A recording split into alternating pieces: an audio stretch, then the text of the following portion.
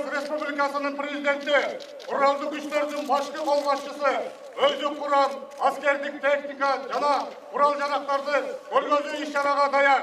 Коргоо министринин биринчи орун басары полковник Карасартов. Саламатсыздарбы жоокерлер? Саламат болуңуз, жолдош президент!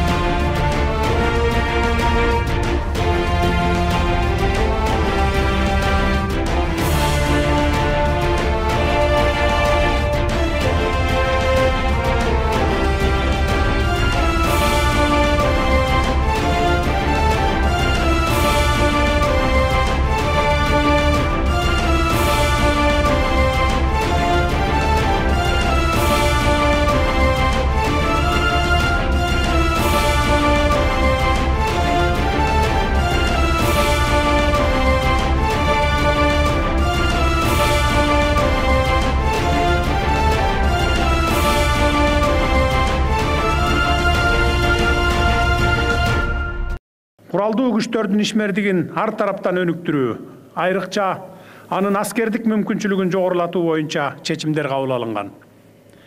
2021-жылдан тартып аскер бөлүктөрүнө жаңы курал-жарактарды жана аскердик бүгүнкү күндүн талабына ылайык заманбап техникаларды сатып ала баштаганбыз. Мындан сырткары, өткөн жылы аскер кызматчыларынын айлык маяналарын жогорулатууга жетиштик. Армиябыз бардык керектүү жабдуулар менен жабдылууда. Коргонууга жөндөмдүү болуш үчүн бардык жактан колдоо көрсөтүп, каражат аяган жокпуз жана мындан ары дагы аябайбыз. Өлкөбүздүн коопсуздугун камсыздоо жана куралдуу күчтөрдүн күжүрмөн даярдыгын жакшыртуу максатында мамлекеттик бюджеттен аскердик техниканы оңдоого жана модернизациялоого акча каражаттары бөлүнүп жатат. Аткарылып жаткан иш-чаралардын алкагында куралдуу күчтөрдүн абадан кол салуудан коргонуу күчтөрүнө миллиарддан ашык каражат бөлүнгөн. Ал каражаттарга Ми-17 тик учактары сатылып алынды, Ми-8 тик учактары оңдолду жана керектүү тетиктери алынып жатат.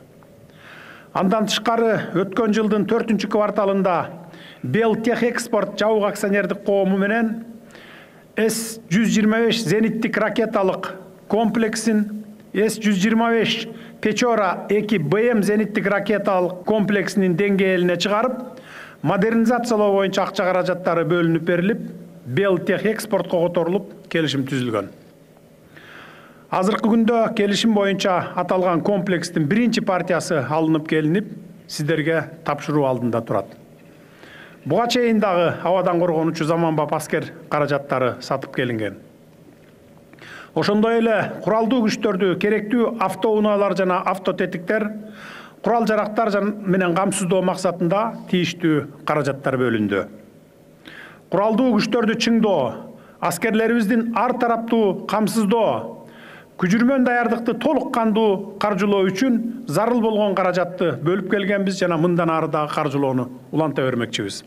Урматтуу аскер кызматчылары, ишиңиздер ийгиликтүү болсун, мекен тынчтык үчүн өтөп жаткан кызматыңардын акыбети кайтсын, Кыргызстаныбызда тынчтык болуп, өсүп, өнүгө берели.